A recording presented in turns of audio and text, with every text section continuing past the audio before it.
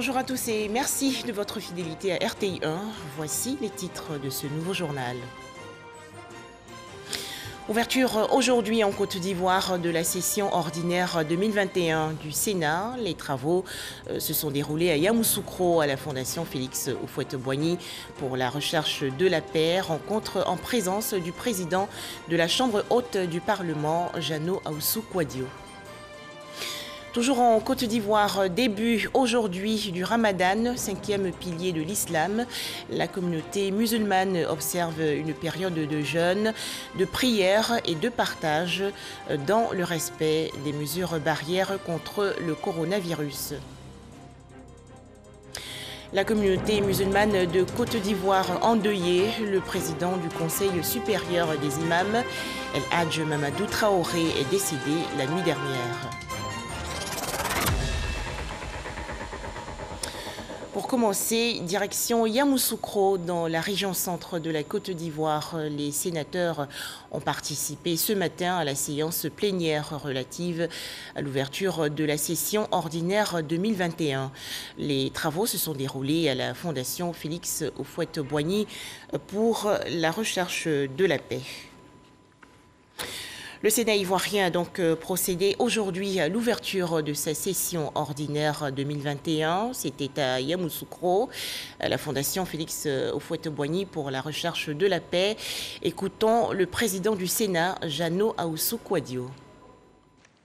Au cours de la session ordinaire qui s'annonce, le Sénat compte renforcer considérablement ses acquis au niveau de l'accomplissement de ses missions constitutionnelles.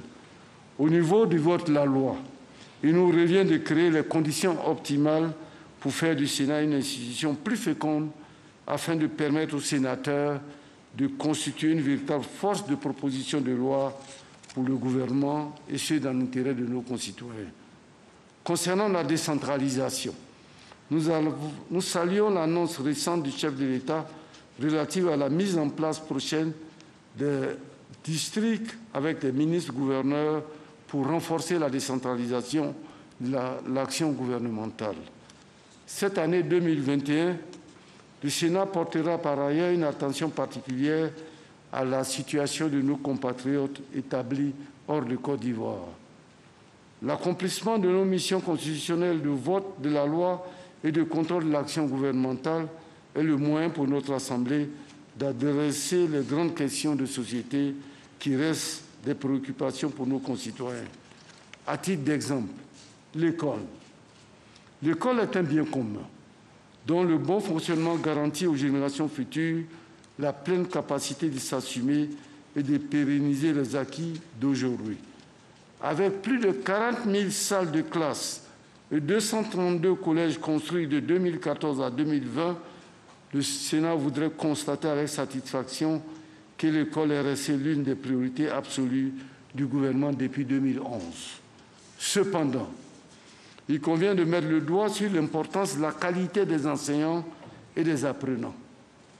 Il y a lieu, dans le cadre du transfert de compétences, de confier la gestion des établissements scolaires aux communes et aux conseils régionaux. Au demeurant, il faut replacer les collectivités territoriales au cœur de l'école dans nos régions.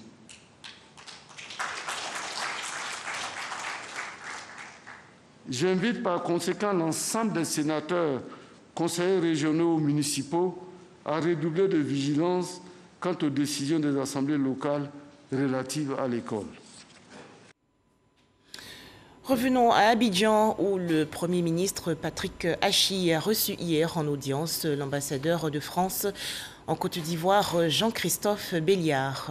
Les deux hommes se sont entretenus à la primature dans la commune du Plateau.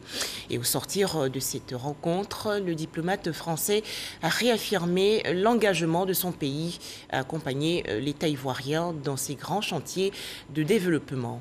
Alexis Ouedraogo. Le chef du gouvernement Patrick Hachi a reçu ce lundi à la primature l'ambassadeur de France. Il a échangé avec lui, entre autres points, sur la dynamique nouvelle de développement impulsée par le chef de l'État. On rentre clairement dans un moment nouveau. On sent bien une volonté très forte d'accélérer, d'aller plus vite, d'aller plus loin, dans le domaine économique et social. C'est l'objectif du président de la République, c'est l'objectif du Premier ministre. Et nous, France, notre volonté, c'est d'accompagner ce mouvement. Et la France entend bien demeurer un partenaire clé du pays sur plusieurs dossiers, notamment l'appui au secteur privé. C'est le secteur privé qui crée de la richesse, c'est le secteur privé qui crée de l'emploi. Et la France a un certain nombre d'outils pour encourager le secteur privé à créer des emplois. Et il ne s'agit pas uniquement du secteur privé français, il s'agit du secteur privé ivoirien, les petites et moyennes entreprises ivoiriennes. Le problème de l'Afrique, c'est le sous-financement du secteur privé. Il y a aujourd'hui un certain nombre de structures qui permettent ce financement. On est dans un nouveau monde, dans une nouvelle économie, et la Côte d'Ivoire est à fond là-dessus, et la France l'accompagnera. Autre point, celui de la relance de l'accord de désendettement et de développement, CEDD3. Les discussions avec les autorités ivoiriennes sont annoncées pour le début du mois de mai. Toujours en Côte d'Ivoire, le Conseil économique, social, environnemental et culturel, désormais dirigé par le docteur Eugène Aka-Awele. Voyons ensemble le parcours du nouveau président du CESEC, le docteur Eugène Aka-Awele. Le CESEC, Conseil économique, social, environnemental et culturel, a un nouveau président depuis ce mardi 6 avril 2021. Il s'agit du docteur Eugène Aka-Awele, anciennement ministre de la Santé et de l'Hygiène publique. Il remplace à ce poste Feu Charles Kofi Dibi, décédé le 7 décembre 2019. Président du Conseil régional du Sud-Komo depuis 2013, Eugène Aka-Awele est un acteur de développement local. Il était lauréat du prix national d'excellence 2017 du meilleur élu local de Côte d'Ivoire. Mais avant cette distinction nationale, Eugène Aka-Awele a reçu d'autres prix continentaux. Docteur en pharmacie, le nouveau président du CESEC est un produit de l'école ivoirienne. Il a obtenu son baccalauréat en 1967 au lycée classique d'Abidjan. Après des études doctorales et des spécialisations dans l'industrie pharmaceutique en France, il revient exercer sa fonction de pharmacien en Côte d'Ivoire, précisément dans la commune de Port-Boué. En 2010, il fait son entrée au gouvernement en tant que ministre de la Santé et de la lutte contre le sida, une fonction qu'il occupera pendant 7 mois. En juillet 2018, il signe son retour au gouvernement sous le président Alassane Ouattara pour le portefeuille de la santé et de l'hygiène publique jusqu'à ce mardi 6 avril 2021. L'une des bonnes notes de son passage à la tête de ce ministère est la maîtrise de la propagation de la Covid-19, des efforts qui lui ont valu la distinction de meilleur ministre de la Santé africain. Président de l'Assemblée des régions et districts de Côte d'Ivoire, Dr Eugène Aka-Awele est député d'Aboissou sous-préfecture depuis 1995. Père de 6 enfants, le nouveau président du Conseil économique, social, environnemental et culturel est officier dans l'Ordre national depuis 2015. Initiateur des collèges de proximité en Côte d'Ivoire, Eugène Aka-Awele est également commandeur dans l'Ordre mérite de l'éducation nationale. Voilà des précisions de Mamadou Kouassi. Je vous l'annonçais dans les titres, le jeûne musulman débute aujourd'hui en Côte d'Ivoire. Le croissant lunaire a en effet été observé hier à Bondoukou, dans la région nord-est et dans d'autres circonscriptions du pays. La communauté musulmane de Côte d'Ivoire malheureusement endeuillée. Le président du Conseil supérieur des imams, El Hadj Mamadou Traoré, est décédé la nuit dernière. El Hadj Mamadou Traoré avait été désigné président du COSIM en mai 2020 en remplacement du cheikh Aïma Bouakari Fofana, décédé des suites du coronavirus. Cheikh Aïma Traoré Mamadou, président du COSIM, Conseil supérieur des imams des mosquées des affaires islamiques, n'est plus. Il a été rappelé à Dieu ce mardi 13 avril, premier jour du mois de Ramadan 1442 Hégire, selon un communiqué du COSIM. Inna lillahi wa inna ilayhi raji'un. Le Conseil supérieur des imams des mosquées et des affaires islamiques COSIM a l'immense douleur d'informer l'ensemble de la communauté nationale et en particulier la communauté musulmane du rappel à Allah subhanahu wa ta'ala du Cheikh al-Aïma Mamadou Traoré, président du COSIM, survenu tôt ce matin du 1er Ramadan 1442 de l'Hégire, correspondant au mardi 13 avril 2021. Le COSIM présente ses condoléances les plus attristées à l'ensemble de la communauté nationale et singulièrement à la communauté musulmane et leur demande de prier pour le repos de l'âme de l'illustre disparu. Fait à Abidjan le 13 avril 2021. Le guide suprême de la communauté musulmane de Côte d'Ivoire avait succédé à feu Cheikh Aïma Boakari Fofana, son ami de longue date, le dimanche 17 mai 2020. Imam principal de la grande mosquée de la Riviera Golfe, il avait été désigné à l'unanimité par ses pairs à la tête du COSIM le vendredi 29 mai 2020. Il fut conseiller de l'ex-président du COSIM, Cheikh Aïma Boakari Fofana, depuis 2008 et officier de l'Ordre national de la République de Côte d'Ivoire. Cheikh Aïma Traoré Mamadou a été cadre de banque de 1972 à 1999. De 1973 à 1982, il fut enseignant de cours d'initiation à l'islam au lycée technique et au lycée Sainte-Marie d'Abidjan. Et de 1980 à 1983, il est enseignant de langue arabe à la faculté des lettres de l'Université nationale d'Abidjan. De 1993 à 1999, il est nommé secrétaire général du Comité national pour l'organisation du pèlerinage à la Mecque, CNOPM. Et durant la même période, il est membre fondateur du Conseil national islamique, CENI. Né à Korogo, au nord de la Côte d'Ivoire, Cheikh Aïma Traoré Mamadou part à 77 ans, laissant derrière lui une veuve et 5 enfants, mais aussi une communauté musulmane attristée. Cheikh, Imam, El Hadj, Aïma, que Dieu exalté soit-il pardonne tes péchés et qu'il ait pitié de ton âme. Dans l'actualité nationale également, ce communiqué de l'état-major général des armées. Dans la matinée du 12 avril 2021, un incident est survenu sur le tronçon Petit-Nation-Kafolo, à environ 2 km de cette dernière localité. Il s'agit de la détonation d'une charge explosive au passage d'un véhicule de liaison de la gendarmerie nationale. Cet incident n'a causé aucune victime ni blessé parmi le personnel embarqué. Quant au véhicule, il a subi des éraflures extérieures sans dommages majeurs. L'état-major général des armées invite les populations au calme et les rassure sur le déploiement d'équipes spécialisées tout en les appelant à la vigilance et à une parfaite collaboration avec les forces engagées. Fait à Abidjan le lundi 12 avril 2021, signé le général de corps d'armée Lassina Doumbia, chef d'état-major général des armées. Direction Mans, dans la région ouest du pays, où les officiers stagiaires de la 2e promotion de l'école de guerre ont effectué une mission d'études. Les travaux ont porté sur le thème problématiques sécuritaires liées à la délimitation des frontières. Les explications de Ève Boué. Enjeux et défis sécuritaires aux frontières ivoiriennes, cas de la région du Tonkpi. C'est le thème du panel animé par les autorités préfectorales de la région du Tonkpi. Les préfets des départements de Danane, Zouounien et Sipilou ont exposé sur l'état des lieux de l'environnement sécuritaire aux frontières de la Côte d'Ivoire avec le Libéria et la Guinée. C'est de bien surveiller la frontière. À chacune des réunions du comité départemental de sécurité, nous évoquons les problèmes de sécurité, des informations ou des rumeurs qui nous parviennent et nous les traitons. Ce panel se situe dans le cadre de la 2e mission d'études intérieures de la 2e promotion de l'école de guerre de Côte d'Ivoire.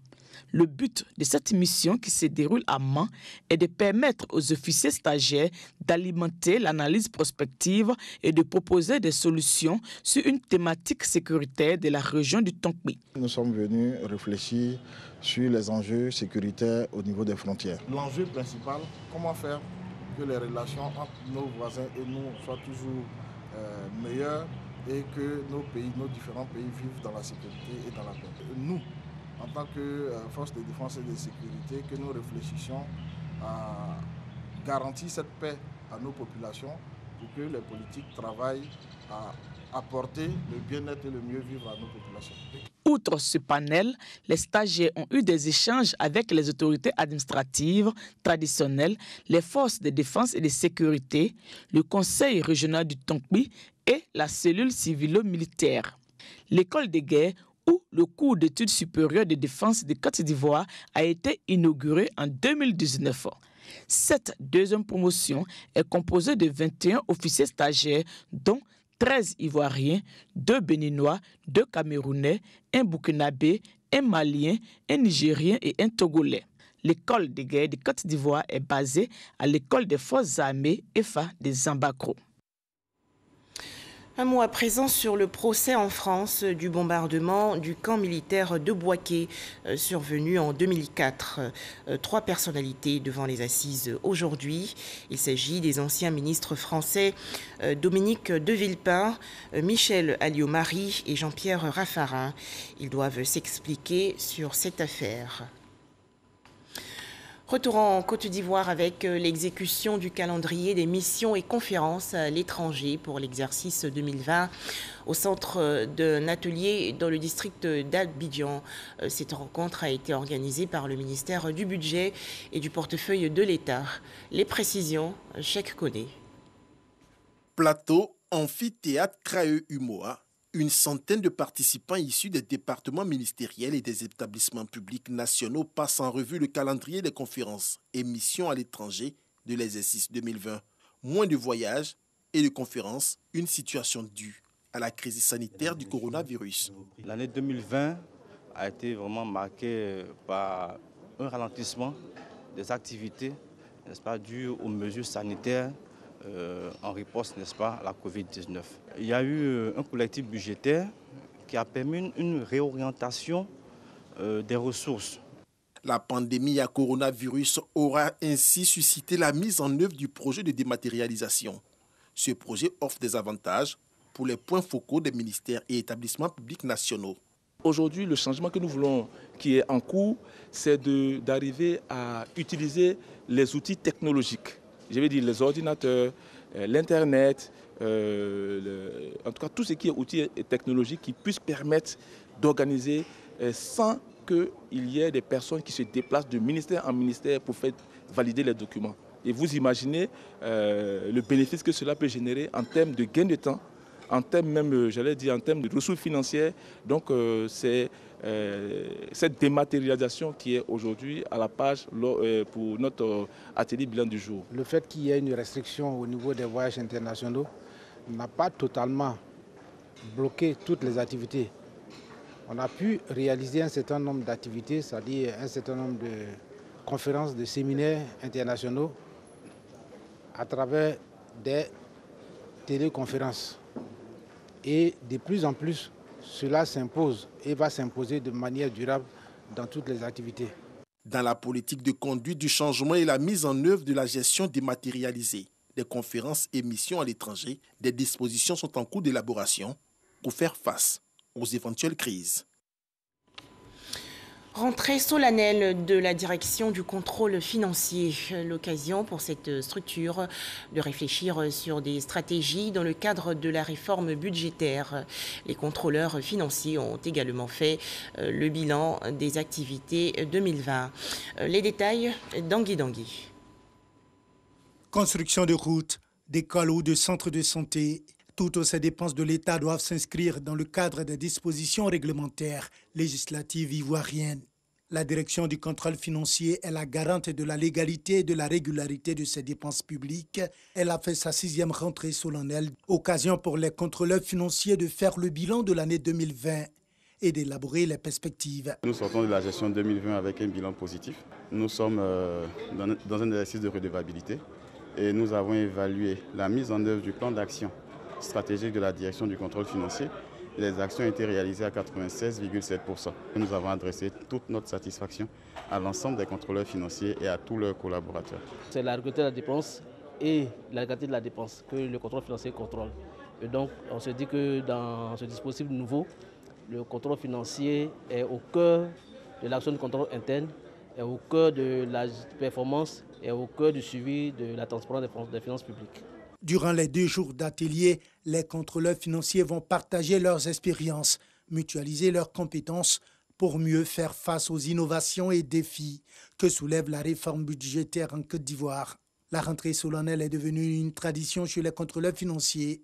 Elle obéit, selon eux, à une obligation de redevabilité, de transparence et de planification préalable. Toujours en Côte d'Ivoire, cette rencontre pour faire le point sur les travaux de construction des marchés de Yopougon dans le district d'Abidjan et de Bouaké dans la région centre. Les membres du comité de suivi de ces projets se sont réunis il y a quelques jours. Pour en parler, Walter Amadou.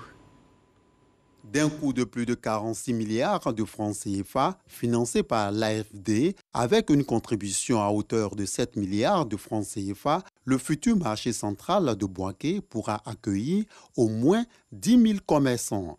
La construction du marché de demi-gros et de détail de Yopougon pour plus de 23 milliards de francs CFA, dont plus de 3 milliards et demi de TVA à la charge de l'État de Côte d'Ivoire, associée à celle du marché de gros de Bouaké, constitue le projet dénommé MABI. Selon les acteurs de mise en œuvre, les chantiers connaissent une accélération. Le marché de demi-gros, le marché de détail permettra d'absorber tous les commerçants que nous avons sous la haute tension qui vont de la gare Siporès jusqu'à Carrefour-Chu. Le délai de livraison se situe autour de juin 2023. Globalement, nous sommes à 64% et nous allons entamer à la fin du premier semestre, donc fin juin, la construction proprement dite des bâtiments. La difficulté principale que nous connaissons au niveau de nos projets, c'est le paiement de la TVA à nos fournisseurs.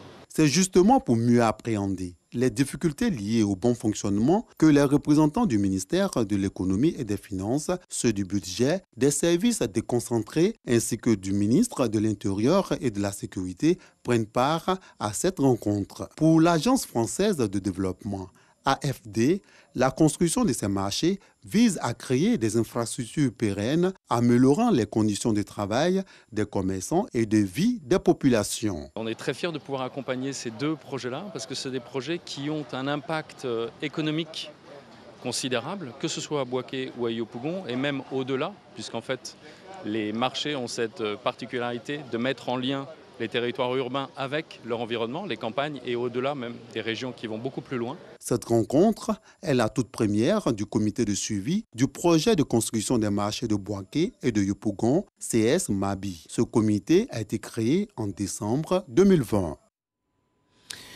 Grand Bassam, dans la région sud du pays, a lancé récemment l'adressage de ses rues. Ce projet, qui va contribuer à la modernisation de la ville, est appuyé par le Bureau national d'études techniques et de développement, le BNET. Le point avec Mamadou Kouassi. Désormais, se déplacer ou s'orienter de la ville de Grand Bassam se fera en toute aisance. Plus que 3 mois pour que ce projet soit visible sur le terrain.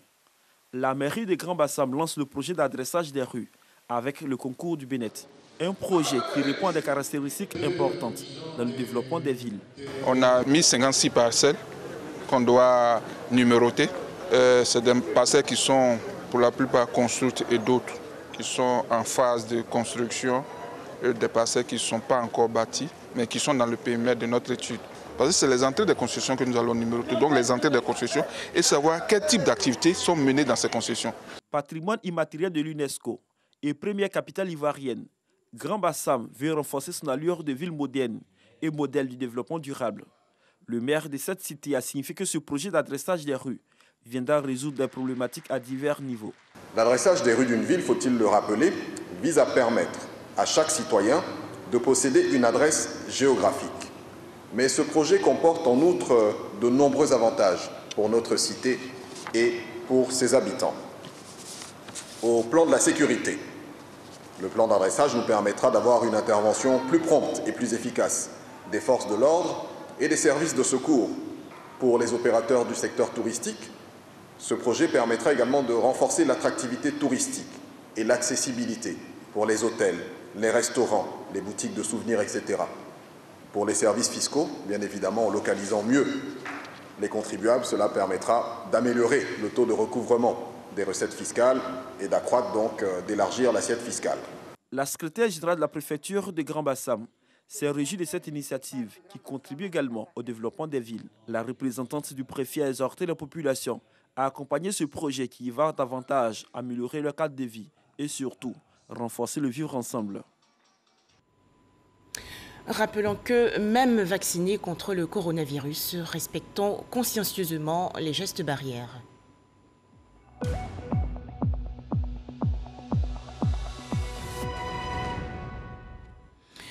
21 nouveaux cas de coronavirus enregistrés hier en Côte d'Ivoire par le ministère de la Santé et de l'Hygiène publique. Le pays compte actuellement 45 227 cas confirmés de coronavirus, 44 683 personnes guéries et 268 décès. La lutte contre le coronavirus se poursuit en Côte d'Ivoire. La preuve, la région du Poro, dans le nord du pays, a lancé il y a quelques jours une campagne de vaccination. 10 000 doses de vaccins sont actuellement disponibles.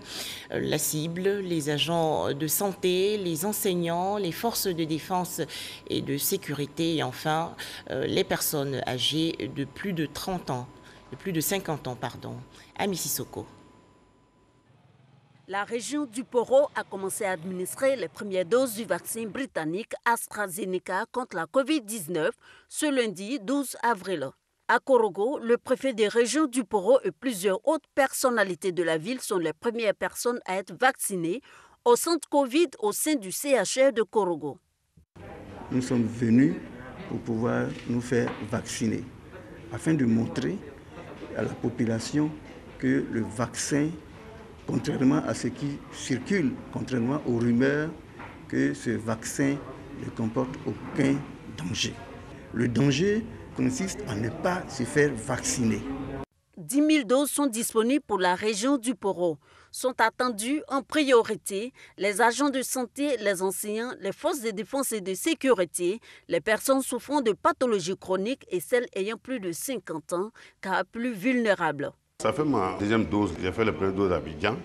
Par coup de chance, le vaccin est ici à Korogo. Ça me fait moins de dépenses pour aller et moins de fatigue pour aller ici à Abidjan. Nous sommes déjà organisés, on est structurés. Il y a les chefs de quartier et de village, il y a le chef de canton lui-même qui est là. Il y a les imams, il y a les religieux, il y a les catholiques. On s'appuie sur tout cela pour informer les gens afin qu'ils puissent sortir. Cette campagne de vaccination commence au moment où la direction régionale de santé du Poro remarque un relâchement des mesures barrières. Aujourd'hui, je puis vous rappeler que nous sommes à près de 377 prélèvements faits. Nous avons enregistré 108 cas positifs. Et les 108 cas positifs, aujourd'hui, il y a seulement 6 cas qui sont actifs. Mais on ne peut pas rester inactif parce qu'on a un signe de fléchissement. 8 postes de vaccination contre la Covid-19 sont disponibles. Cette première journée enregistre plus de 80 personnes vaccinées contre cette pandémie. Elles auront leur deuxième dose dans un mois pour être immunisées. Eux également s'engagent dans la lutte contre le coronavirus en Côte d'Ivoire. 1044 nouveaux diplômés de l'Institut national de formation des agents de santé, l'INFAS, ont prêté serment il y a quelques jours lors d'une cérémonie dans le district d'Abidjan. Ils sont au micro de Jean Djadji. 1044 étudiants de la 28e promotion de l'Institut national des agents de santé, INFAS, antenne d'Abidjan, reçoivent leur diplôme d'État et prêtent serment. Cette promotion 2017-2020, baptisée Excellence, parachève sa formation avec un taux de 97% d'admis. La prestation de serment vient couronner 3 années de stages pratiques et de cours théoriques. Ces pensionnaires de l'INFAS sont issus de filières infirmiers, sages-femmes, kinésithérapeutes et techniciens supérieurs de santé. Aujourd'hui, l'INFAS est une institution internationale reconnue au niveau de la sous-régionale, au niveau de la formation. Donc nous sommes déjà prêts. Nous sommes déjà prêts au niveau du savoir-faire.